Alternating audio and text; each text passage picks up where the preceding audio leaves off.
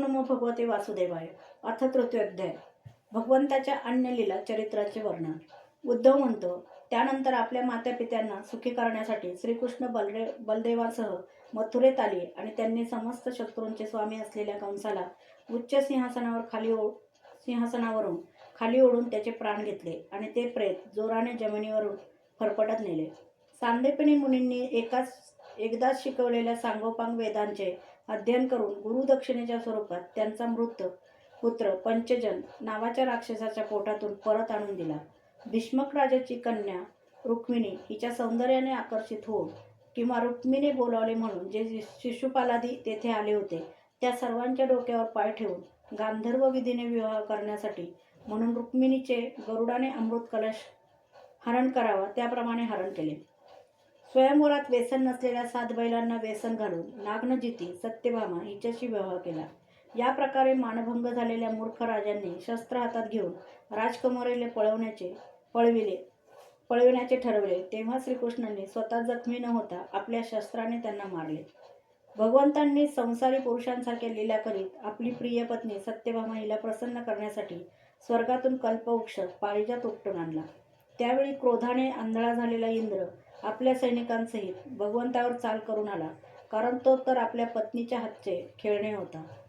आपल्या विशाल शरीराने आकाशाला सुद्धा गिळणाऱ्या आपल्या पुत्राला भौमासुराला भगवंताच्या हातून मृत्यू आलेला पाहून पृथ्वीने त्याची प्रार्थना केली. त्यावेळी भौमासुराचा मुलगा भगदत्त याला उरलेले राज्य देऊन भगवंतांनी त्याच्या अंतपुरात प्रवेश केला. त्या अंतपुरात भौमासुराने आणलेल्या पुष्कळशा राजकन्या होत्या. दीनबंधू भगवान श्रीकृष्णांनी पाहतात त्या उठून उभ्या राहिल्या आणि अतिशय हर्ष, लज्जा आणि प्रेमपूर्वक कटाक्ष टाकून त्यांनी तात्काळ भगवंतांना पतिरूपाने वरले. तेव्हा भगवंतांनी आपल्या योगमायेने त्या स्त्रियांना अनुरूप अशी तितकी रूपे धारण केली आणि त्या सर्वांच्या वेगवेगळ्या महालात एकाच मुहूर्तावर विधीपूर्वक पाणी ग्रहण केले. स्वतःच अनेक रूपांनी नटण्यासाठी त्यांनी त्या प्रत्येकीच्या ठिकाणी आपल्यासारख्या 10 पुत्रांना जन्म दिला. जेव्हा कालयवन, जरासंध आणि शाल्व इत्यादी राजांनी आपल्या सेनेच्या द्वारा मथुरा आणि द्वारकापुरीला घेरले, तेव्हा भगवंतांनी आपल्याच लोकांना आपली अलौकिक शक्ती देऊन त्या सेनेला आपणच मारविले होते. शंबर, द्विद्विध, बाणासूर, मूर, बलवल, दंतवक्र इत्यादी अनेक योद्ध्यांपैकी काहींना त्यांनी स्वतः तर काहींना दुसऱ्यांच्या करवी मारविले. यानंतर आपले भाऊ धृतराष्ट्र आणि पांडूच्या पुत्रांचा कैवार घेऊन आलेल्या राजांचाही संहार केला. त्या राजांची सेना जेव्हा कुरुक्षेत्रात पोहोचली तेव्हा पृथ्वी डगमगू लागली होती. कर्ण, दुःशासन आणि शकुनी यांच्या दुष्ट सल्ल्याने ज्यांचे आयुष्य आणि संपत्ती दोन्हीही नष्ट झाले होते, तसेच भीमसेनेच्या गदेने ज्याची मांडी तुटली होती त्या दुर्योधनाला आपल्या सहकाऱ्यांसह जमिनीवर पडलेल्या पाहूनही त्यांना प्रसन्नता वाटली नाही. ते असा विचार करू लागले की जरी द्रोण, भीष्म, अर्जुन आणि भीमसेन यांच्याद्वारा या विपुल अशा 18 अक्षौहिणी सैन्याचा संहार झाला तरी पृथ्वीचा कितीचा भार हलका होईल. अजूनही माझे अंशरूप असलेल्या यादवांचे दळ तर तसेच आहे. जेव्हा हे यादव मद्यपान करून मस्तवाल होतील आणि लाल झालेल्या डोळ्यांनी आपापसात लढू लागतील, त्यामुळेच यांचा नाश होईल. याशिवाय अन्य कोणताही उपाय नाही. खरे पाहता माझ्या संकल्पनानेच हे स्वतः नष्ट होतील. असा विचार करून भगवंतांनी युधिष्ठिराला त्याच्या वडिलोपार्जित राज्यावर बसवले आणि आपल्या संबंधितांना सत्पुरुषांनी घालून दिलेला मार्ग दाखवून आनंदित केले. अभिमन्यूने उत्तरेच्या गर्भात जे पुरुष वंशाचे बीज स्थापित केले होते ते सुद्धा अश्वत्थाम्याच्या ब्रह्मास्त्राने जवळजवळ नष्ट झाले होते, परंतु भगवंतांनी ते वाचविले. त्यांनी धर्मराज युधिष्ठिराकडून 3 अश्वमेध यज्ञ करविले आणि युधिष्ठिर सुद्धा श्रीकृष्णांच्या सांगण्याप्रमाणे वागत लहान भावाच्या साहाय्याने पृथ्वीचे रक्षण करीत आनंदाने राहू लागला.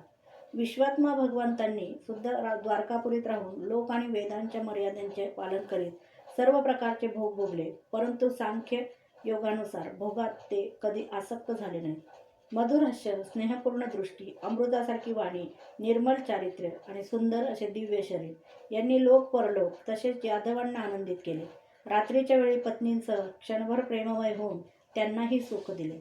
अशा प्रकारे अनेक वर्ष सुखभोगात गेल्यानंतर त्यांनी गृहस्थाश्रमासंबंधी उपभोग सामग्रीबद्दल वैराग्य निर्माण झाले. विषयभोग आणि जीव सुद्धा दैवाधीन आहेत, तर योगेश्वर श्रीकृष्णांना सुद्धा त्याबाबत वैराग्य निर्माण झाले. तर भक्तियोगाने त्यांना अनुसरणारा भक्त विषयांवर विश्वास कसा ठेवेल? एकदा द्वारकेत खेळत असता यदुवंशी आणि भोजवंशी मुलांनी काही मुनीश्वरांना चिडवले. भगवंतांना यदुकुलाचा नाशच अभिप्रेत आहे असे समजून त्या ऋषींनी त्या मुलांना शाप दिला. काही मणी उलटल्यानंतर देवमायेने मोहित झालेले वृष्णी, भोज आणि अंध वंशातील यादव मोठ्या आनंदाने रसात घुसून प्रभात क्षेत्री गेले. त्यांनी तिथे स्नान करून त्या तीर्थातील पाण्याने पितर देवता आणि ऋषींचे तर्पण केले आणि ब्राह्मणांना उत्तमोत्तम गायी दान दिल्या. त्यांनी सोने, चांदी, बिछाणे, वस्त्रे, मृगचर्म, कांबळी, वाहने, रथ, हत्ती, कन्या, उपजीविका होऊ शकेल अशी शेतजमीन आणि अनेक प्रकारचे रुचकर अन्न भगवंतांना अर्पण करून ब्राह्मणांना दिले. त्यानंतर गायी आणि ब्राह्मणांसाठी जीवित वेचणाऱ्या त्या वीरांनी जमिनीवर डोके टेकून त्यांना नमस्कार केला. अध्याय 3 समाप्त. अथ चतुर्थाध्याय. उद्धवाचा निरोप घेऊन विदुराचे मैत्रेय ऋषींकडे प्रयाण. उद्धव म्हणाला, नंतर ब्राह्मणांची परवानगी घेऊन यादवांनी भोजन केले आणि मग वारुणी नावाचे मद्य ते प्याले. त्यामुळे त्यांचा विवेक नष्ट झाला आणि लागट बोलून ते एकमेकांच्या मर्मावर आघात करू लागले.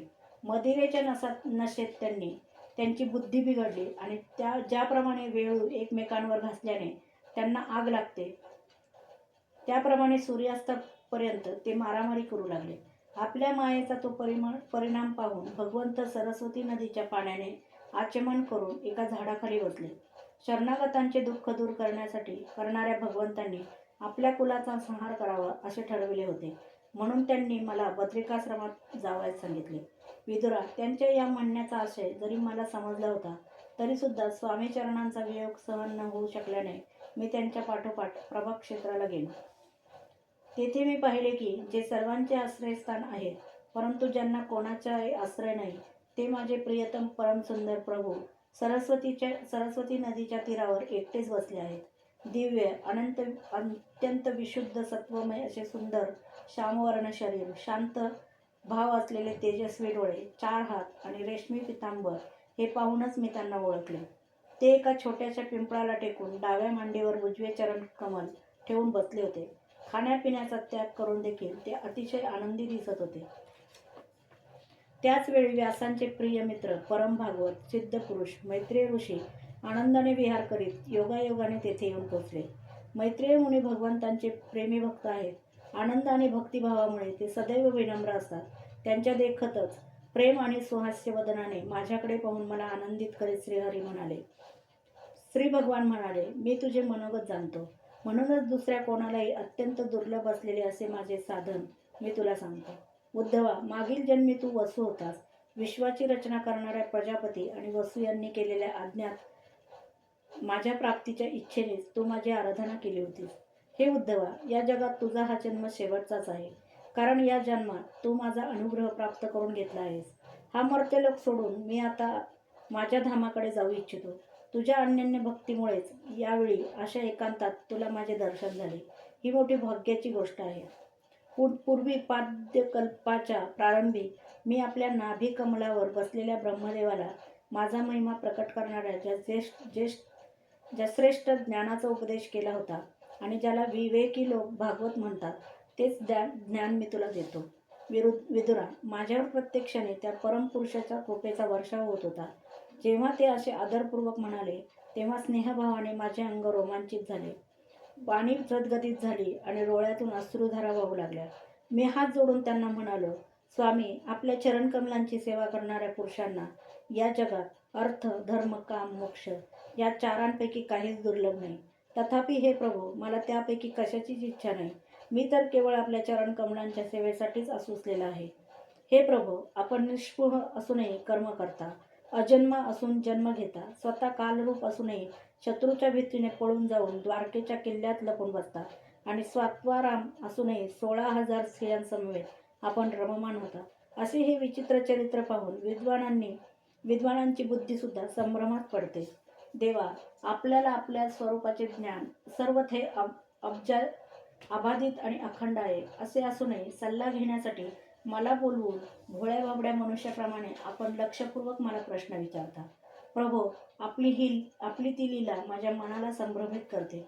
अहो स्वामी, आपल्या स्वरूपाचे गूढ रहस्य प्रकट करणारे जे श्रेष्ठ आणि समग्र ज्ञान आपण ब्रह्मदेवाला सांगितले ते समजण्यास मी योग्य असेल तर मला सांगावे. त्या योगे मी या संसार दुःखातून सहज पार पडेल. माझ्या हृदयातील भाव याप्रमाणे मी जेव्हा निवेदन केला तेव्हा परशुराम कमलनयन भगवान श्रीकृष्णांनी मला आपल्या परमस्थितीचा उपदेश केला. अशा प्रकारे पूज्यपाद गुरु श्रीकृष्णांकडून आत्मतत्व समजावून घेण्याचे साधन ऐकून आणि प्रभूच्या चरणांना वंदन करून तसेच त्यांना प्रदक्षिणा घालून मी येथे आलो आहे. यावेळी त्यांच्या विरहाने माझे चित्त अत्यंत व्याकुळ झाले आहे. विदुरा, त्यांचे दर्शन झाल्याने सुरुवातीला मला आनंद झाला होता, परंतु आता त्यांच्या विरहाने माझ्या हृदयाला कष्ट होत आहेत. मी आता त्यांना प्रिय असलेल्या बद्रिकाश्रम क्षेत्राला जातो. तेथे भगवान श्री नारायण देव आणि नर हे दोन ऋषी लोकांवर कृपा करण्यासाठी दीर्घकालीन सौम्य परंतु कठीण तपश्चर्या करीत आहेत. श्री शुक म्हणाले, उद्धवाच्या तोंडून आपल्या प्रिय बंधूच्या विनाशाचा असा असह्य वृत्तांत ऐकल्यानंतर परमज्ञानी विदुराला जो शोक उत्पन्न झाला तो त्याने ज्ञानाने शांत केला. भगवान श्रीकृष्णांच्या परिवारातील प्रमुख महाभागवत उद्धव जेव्हा बद्रिकाश्रमाकडे जाण्यास निघाला तेव्हा कुरुश्रेष्ठ विदुराने मोठ्या श्रद्धेने त्याला विचारले. विदुर म्हणाला, उद्धवा, योगेश्वर भगवान श्रीकृष्णांनी आपल्या स्वरूपाचे गूढ रहस्य प्रकट करणारे जे परम ज्ञान आपल्याला दिले होते ते आपण आम्हालाही ऐकवावे, कारण आपल्या सेवकाचे कार्य करण्यासाठी भगवंताचे सेवक विहार करीत असतात. उद्धव म्हणाला, हे तत्वज्ञान ऐकण्यासाठी तू मुनियर मैत्रेयांची सेवा केली पाहिजेस. हा मर्त्यलोक सोडताना स्वतः भगवंतांनी तुला उपदेश करण्याची त्यांना आज्ञा केली होती. श्री शुकदेव म्हणाले, विदुराबरोबरच्या संभाषणात भगवान श्रीकृष्णांच्या गुणांच्या त्या कथामृतामुळे उद्धवाचे भगवंताशी वियोगाचे दुःख कमी झाले. यमुनेचे तीरावर त्यांची ती रात्र त्याला एका क्षणासारखी वाटली. प्रातःकाळ होताच तो तिथून निघून गेला. राजा परीक्षिताने विचारले, भगवान, वृष्णिकुल आणि भोजवंशातील सर्व महारथी आणि सेनापती नष्ट झाले होते, एवढेच काय, त्रिलोकीनाथ श्रीहरींनीही आपले ते रूप तिरोहित केले होते. असे असता सर्वांचे प्रमुख उद्धव कसे वाचले? श्री शुकदेव म्हणाले, ज्यांनी केलेली इच्छा कधी व्यर्थ होत नाही त्या श्रीहरींनी ब्राह्मणांच्या शापरूपी काळाचा बहाणा करून आपल्या कुळाचा संहार केला आणि आपला अवतार समाप्त करताना असा विचार केला, आता या लोकातून मी निघून गेल्यानंतर अत्यंत संयमशील असा उद्धवच मी सांगितलेले ज्ञान ग्रहण करण्यास योग्य अधिकारी आहे. आत्मज्ञानी उद्धव माझ्यापेक्षा अणुमात्र सुद्धा कनिष्ठ नाही. तो विषयांमुळे कधी विचलित झाला नाही, म्हणून माझ्या ज्ञानाचे लोकांना शिक्षण देण्यासाठी त्याने येथेच राहावे. वेदांचे मूळ कारण असणाऱ्या जगद्गुरु श्रीकृष्णांची अशी आज्ञा झाल्यावर उद्धव बद्रिकाश्रमात जाऊन समाधी योगाने श्रीहरींची आराधना करू लागला. कुरुश्रेष्ठ परीक्षिता, परमात्मा श्रीकृष्णांनी लीलेनेच आपला श्रीविग्रह प्रगट केला होता आणि लीलेनेच तो अदृश्य केला. त्यांचे हे अंतर्धान पावणे सुद्धा धैर्यवान पुरुषांचा उत्साह वाढवणारे आणि दुसऱ्या पशुतुल्य अशा अधीर पुरुषांना अत्यंत असह्य होते. परम भागवत उद्धवाच्या तोंडून भगवंतांची प्रशंसनीय कर्मे आणि अशा प्रकारे त्यांचे अंतर्धान होणे ऐकून तसेच भगवंतांनी परमधामाला जाताना आपली आठवण काढली हे विदुराने ऐकल्यानंतर तो प्रेमविव्हळ होऊन अश्रू ढाळू लागला. यानंतर भरतश्रेष्ठ सिद्ध विदुर यमुना तटावरून काही दिवसांनी गंगेच्या किनाऱ्यावर पोहोचला. श्री मैत्रेय ऋषी तिथेच राहत होते. अध्याय 4 समाप्त.